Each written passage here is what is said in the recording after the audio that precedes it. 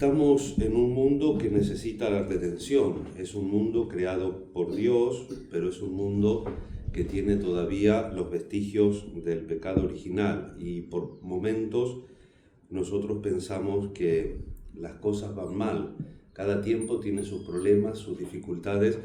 Pero bueno, los que nos tocan vivir, siempre uno añora o piensa en otros tiempos. Lo hacemos singularmente en nuestra historia personal y también lo hacemos colectivamente. Si uno a veces lee fragmentos de la historia, también parecen que el mundo va para mal, que el fin viene mañana o pasado. La actitud del cristiano no nos podemos sustraer a esta reflexión psicológica porque también es una manera que tenemos nosotros de ser, ¿no? El hecho de ser sujetos que están en el espacio y en el tiempo, que tienen la capacidad de pensar como se puede, no siempre óptimamente, pero la capacidad de abstraer. Y sobre todo el cristiano tiene que tener la capacidad de entender las cosas en Dios, esto que de alguna manera mencionaba en el acto penitencial de la misa, esta teoría de San Buenaventura, ¿no? Que nosotros tenemos, por ser objeto de la creación de Dios, sujeto, mejor dicho, ¿no? Porque esto es una pelea, pero soy muy aristotélico-tomista, soy yo, ¿no? Pero digamos, lo que para hoy es el objeto, el objetivo, soy objetivo, para Santo Tomás es el sujeto. El sujeto es el objetivo, no el objeto. Bueno, pero tampoco vamos a volvernos locos con esto. Pero nosotros somos sujetos de la creación, ¿no? Y como sujetos de la creación tenemos la memoria de Dios íncita en nosotros mismos.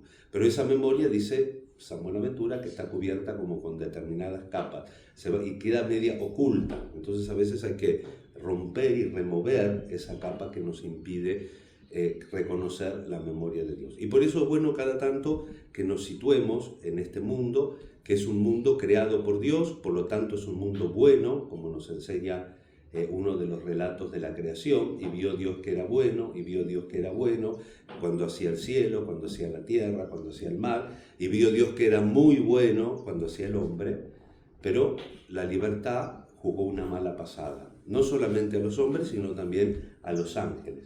En el caso de los ángeles, de una vez para siempre, como nos recuerda el concilio de Letrán del 1222, cuando queda establecida la angelología como dogma de la fe. El verdadero católico no puede no ser hereje si no cree en el mundo angélico. Y es importante porque, de alguna manera, entender el mundo angélico nos hace entender también la realidad de Dios y de la influencia en la vida. Cuando el cardenal Biffi le predicó los ejercicios espirituales a Benedicto XVI, él tenía así una forma teórica y después una forma un poco más amena de hacer las meditaciones, y sobre todo dice el cardenal que estaban todos contentísimos con él, no por lo profundo de su meditación, sino porque era pronto, eran meditaciones 30 minutos, 40 minutos. Dice, acá vienen todos y como son todos doctores, una hora y cuarto de predicación. Él no, rapidito. Y el primer test que hizo de si nosotros tenemos fe, creemos en los ángeles, San Miguel Arcángel, creemos en los ángeles, tenemos un mundo. Entonces esa meditación se ve que caló hondo en Papa Benedicto, y al final, a braccio, es decir, sin papeles, cuando le hace el agradecimiento al cardenal, dice con sus palabras y viendo en los reinclinatorios, estaban en una de las capillas del Palacio Apostólico, la figura de los ángeles que están como volando y suspendidos, dice, me hizo pensar en la órbita. Están volando, suspendidos, están orbitando en torno a Cristo. Si nosotros tenemos conciencia del mundo espiritual, también estamos orbitando en torno a Cristo. ¿Alrededor de qué giramos nosotros? ¿Cuál es el centro de nuestro mundo? El mundo real es el mundo real y es el mundo también espiritual.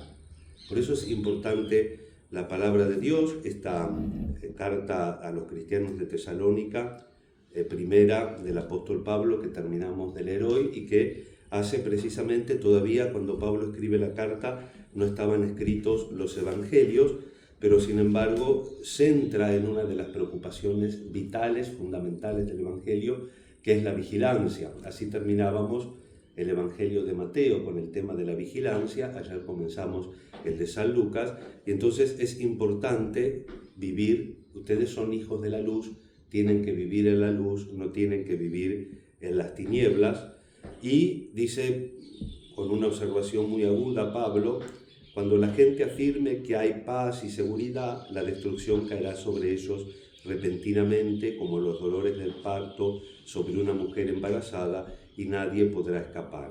Pero ustedes, hermanos, no viven en las tinieblas, para que ese día los sorprenda como un ladrón. Todos ustedes somos hijos de la luz e hijos del día.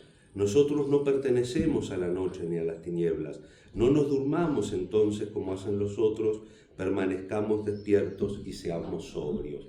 Un tema que importa mucho en el Nuevo Testamento, porque si recuerdan, en las cartas de Pedro aparece sobri estotes, sed sobrio, vester enemicus, el enemigo de ustedes, el diablo, tan qual leo rugiens querenquem devoret, resistiti fortes infide. El león de ustedes, como león rugiente, anda rondando buscando a quien devorar. Resístanle firmes en la fe. El tema de la vigilancia es estar atentos, es estar preparados, es vivir en la luz, es resistir para no caer bajo el dominio del mal, de la tiniebla, en definitiva de la noche. Y esto el Evangelio lo termina de iluminar, porque Jesús, después de irse de Nazaret, rechazado, va a Cafarnaúm y enseñaba, y en enseñando nos muestra la obra propia de la luz y del Evangelio, que es librarnos del mal. La liberación del mal, figurada en este poseído que de alguna manera quiere dominar a Jesús, porque conocer el nombre era dominar. De hecho, todavía en el manual, en el ritual del exorcismo reformado en la época de Juan Pablo II, todavía una de las primeras preguntas que hace el exorcista cuando se ha verificado que la posesión es verosímil es ¿qué nombre tienes? Porque a partir del nombre se hace el exorcismo. En la antigüedad, saber el nombre, por eso vieron que en el Evangelio de Juan, cuando está en el huerto de los olivos y vienen los soldados, Jesús pregunta, ¿a quién buscan? Y ellos dicen, a Jesús de Nazareno, y Jesús contesta, yo soy. En hebreo arameo suena como Yahvé, por eso se tiran al piso, todos cuerpo a tierra. Dice, todos cayeron en el piso. ¿Por qué? Porque entendieron que nombró a Dios. Nombrar a la persona es hacerla presente. Entonces acá lo que está haciendo el diablo no está haciendo, digamos así, un acto de fe, sino que está haciendo, tratando de dominar a Jesús. Ya sé quién eres, el Santo de Dios. ¿Me explico? En varias ocasiones el diablo tiene este juego con Jesús, como tratando de decirle, mirá que yo sé que eres el Mesías, yo te controlo. Y Jesús no tiene necesidad de ningún diálogo. Cállate y sal, punto. Con el demonio nunca se dialoga. Con la tentación, con el mal, nunca se dialoga. Cállate y sal de este hombre. El demonio salió de él arrojándolo al suelo. Y fíjense otro detalle, que el demonio habla en plural y Jesús le habla en singular. Pero más allá de eso, fíjense que hay una comunidad también para el mal. Por eso, por contraposición, tenemos que entender qué importante es la comunidad para el bien. Ser una iglesia que tiene personas singulares, como se expresa en el Gloria. La iglesia no es la suma de todos, sino cada individuo hace parte del todo en Cristo, que es el principio y el fundamento de toda la unidad. Por eso el Gloria de la misa dice, atiende nuestra súplica, que muchas parroquias en muchos lados atiende nuestras súplicas. Como somos muchos, sumamos. No se trata de sumar, sino que se trata de estar unidos para realmente ser la iglesia de Dios, y la importancia, evidentemente, de la comunidad, como empezamos a decir, en este mundo que necesita la redención. La redención que solamente puede tener Cristo, y en este inicio, en el Evangelio de Lucas de su predicación, muestra claramente que su misión es librarnos del mal, darnos la salud, como decía ayer con la cita de Isaías, los ciegos ven, los sordos oyen, los paralíticos caminan, y también la liberación del mal, de la principal enfermedad del corazón humano, que es el pecado. Pidamos junto a la Mater esta gracia de entender este llamado, de estar siempre en órbita junto a Dios, entendiendo toda la creación, también todo ese mundo espiritual al que tendemos, porque en definitiva el consejo de Pablo de la vigilancia es muy importante para nosotros peregrinos,